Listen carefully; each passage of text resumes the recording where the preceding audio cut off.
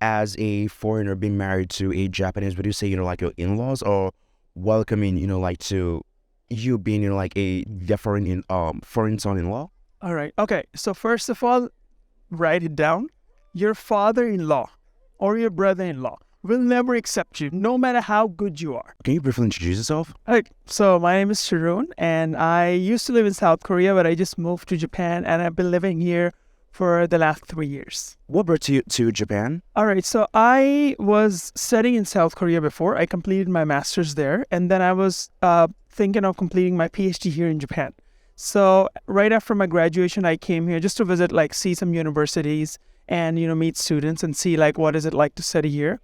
And because I was interested in studying here, I was doing like a lot of language exchange, and that's where I met my wife through a language exchange, and I got married, and then I moved here. You said you got married. Like, when did you get married? 3 years ago. Yeah, 3 years ago. I think, it's already, oh, wife, don't kill me yet. So, well, it's 3 years. Yeah. Okay. Yeah. Yeah, yeah, he got the facts right. Yeah. So, how has that experience, been for you so far? Like being married. I think when you're married to somebody, doesn't matter. Like there could be like some cultural differences, but overall, I think it's the same thing. Like, you become a family guy. You can't just go out party whenever you want to. We just had New Year's, right? So I had to like think of my in-laws, do I have to visit them, or, like souvenirs to buy and stuff like that. So it's like that. Yeah. Well, how long did you guys date for before you got married? We dated like really, it was 6 months, I think. Because when I met my wife and when we had a little bit of connection, I told her like, hey, I don't want to date like for a longer period of time.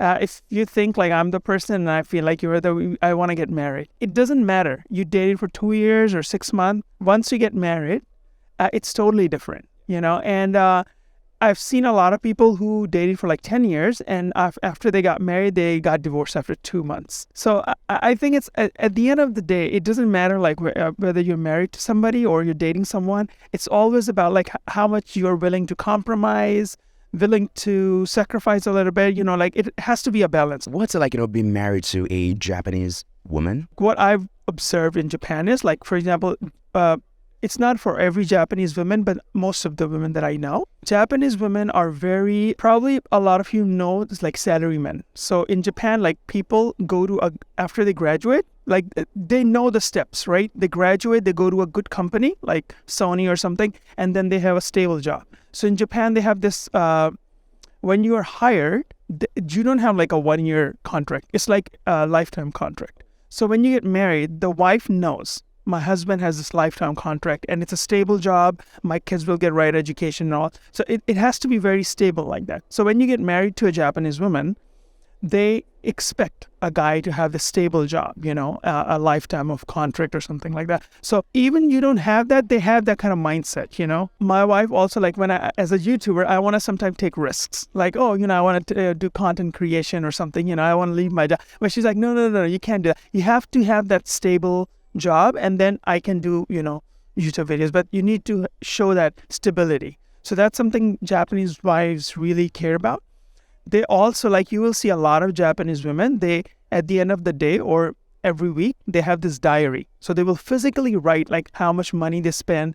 They keep the receipts. In typical Japanese families, what happens is like the men, they bring the salary and they give it to women, everything. The women then gives them a pocket money to the men. So it's like because they have a diary, they write everything. Like it's like a family ledger kind of thing. So they will write, okay, a husband, $200 for a month, and the kids go this, and then she has to save the money for kids, their future college, which is really great. I feel like it's really good.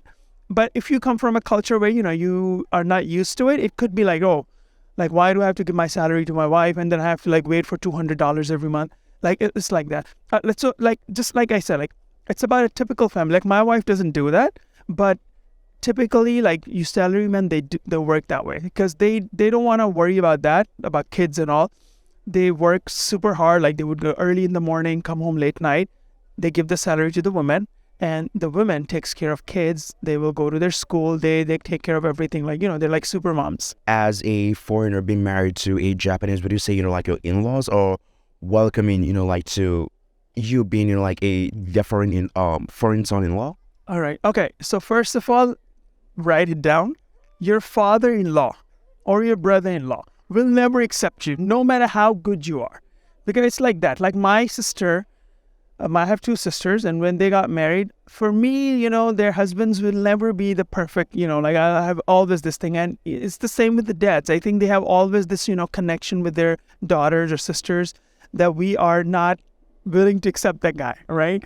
So it's same like in Japan, I can always see that tension, but it's not like, of course, like when you're married to your wife, then they have to accept you but I know like I don't have kids right now, but like once you have kids, then you are like accepted more, I feel like, yeah. And how do you and your wife communicate? Like, does she understand English? You guys speak in Japanese? Okay, so this is the thing. My wife actually, she studied in the US when she was in high school, so her English is really good. And that's one of the reasons my Japanese, I'm not improving my Japanese, because she's very good at English. And most of the time when we talk, we always use English. And then my wife, actually, this is another reason we met, because she used to travel a lot to Korea. She is very much into Korean culture. So her Korean, she wanted to practice her Korean with me. So now in our house, like a lot of time we use mostly like English or Korean.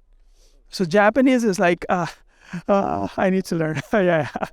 Yeah. In terms of, like culture, I know that. So like in your marriage, if you don't mind me asking, would you say, like you being like a foreigner and having like your own cultures, like it's like there's a cultural clash between, like your wife being Japanese, although like she's, like experienced like with foreign countries and all that. Would you say, there's a cultural, like shock clash thing going on? Because I lived in Korea for 10 years. So Korean and Japanese cultures have many similarities. So before moving to Japan, I already kind of knew a few things about Japan, and the culture in Korea has many things that are very similar to Japan. So it was not so difficult for me to adjust in Japanese culture. Maybe I'm not a typical case, because my wife, she has traveled a lot. She's been to the US and many other countries. So she was very used to like different cultures as well. So we never had that like extreme, like, well, I do this way and you do that way. How would you say, like the typical Japanese marriage is, like the preparation, like what you have to do? Can you like just quickly run us through that? There's another thing. My wife and I, we still need to do our like a formal. We just got our paper signed and everything, but we haven't done like going to church and all. Because my wife, she really want to have her wedding ceremony in Hawaii. It's not nice. It's expensive.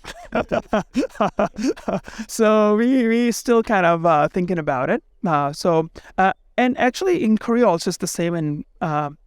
In Japan, like a lot of people, they would actually first get married and they live together like for like a year or sometimes 2 years, and then they plan out like where to go, like like they will book a wedding hall or church or something. So mostly it happens like that. So you get married first on papers, like legally, and then you live together and then you can plan it out. Do you and your wife like plan on living in Japan like for a long period of time, or like do you guys plan on going to like another place?